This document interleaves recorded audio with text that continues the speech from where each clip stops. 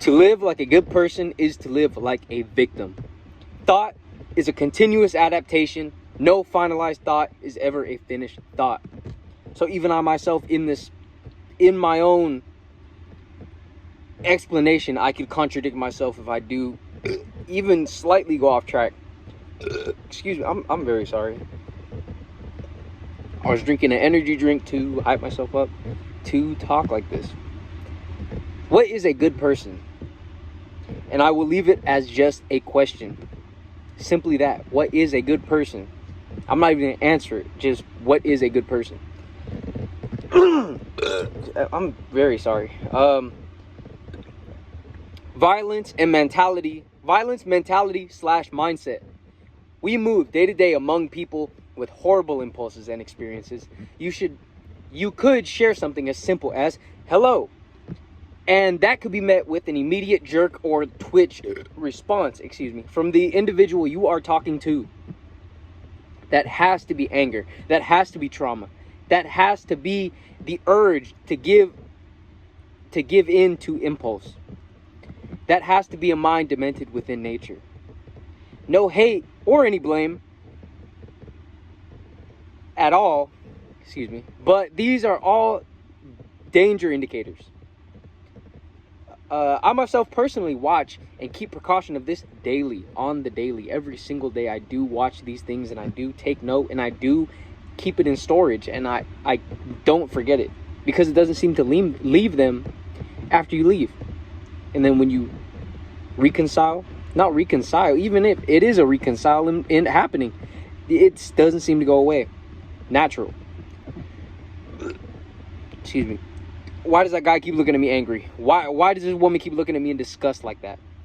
Because they are looking at you in anger and disgust.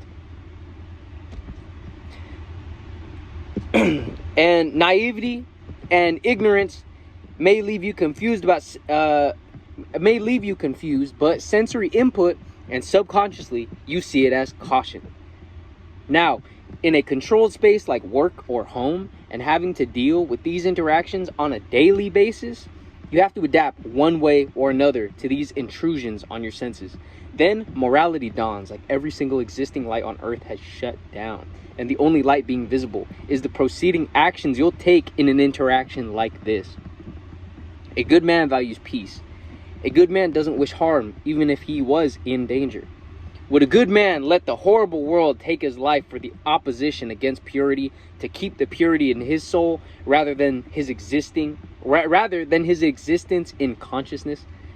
If a good man killed to save his life, but went against the exact morality of what he believes to be attributes of a good man, is he still pure, or is he still a good man? Or would a good man die being a good man regardless of the circumstance?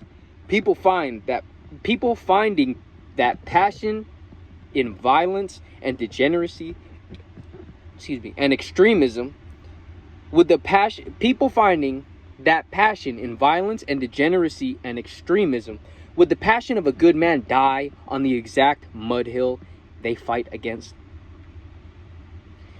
And if we bring it back to the base animalistics of humans, the supposed caveman times, we are animals that have grown comfortable to the idea of danger with weakened instincts of survival, fighting these fight or flight responses every single day, and being under the impression that these thoughts of violence are unnatural and inhumane is completely disregarding actual human nature.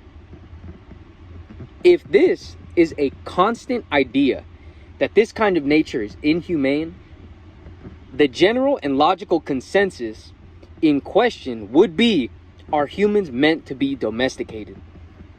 Not particularly that there should be a reassembling of society or no society at all, but or that killing should be rampant every single place you go. But having the mere thought of violence to another individual, and it being something that people should be treated like medically, we're being stripped of human naturality. For every man to be a good man would equal every man is meant to be on medications. But that man would would be a man. Sorry, but that man would be a man. Whoa.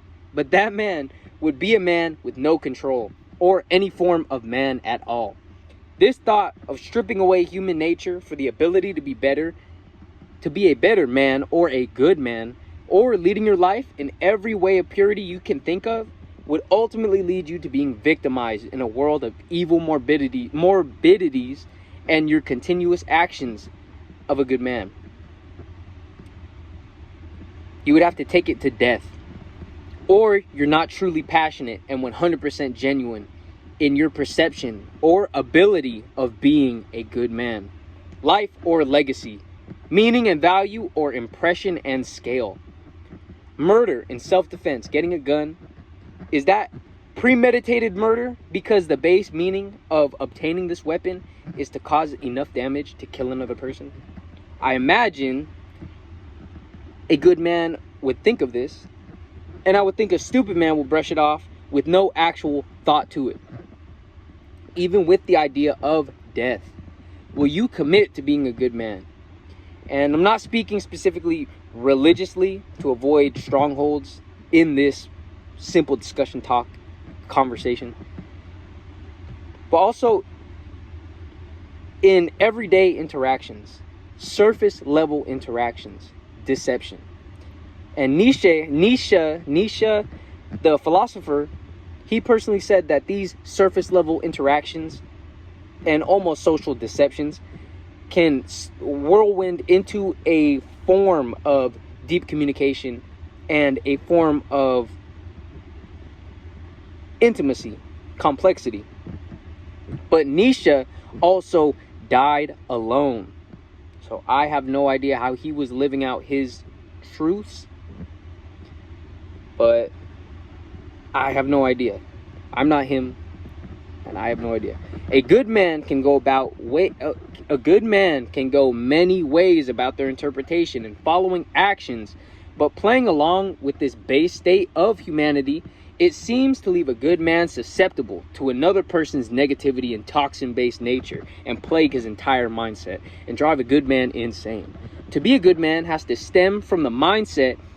So to involve yourself freely with the people of the public who generally don't commit to a full form of pure intent or honesty, or even honesty with no intention of adapting to change themselves, does that leave your mind infected of the external because your internal isn't invincible to those experiences?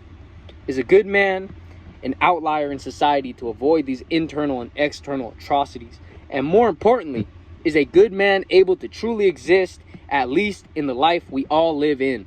Because it would go against just about every force of nature imaginable.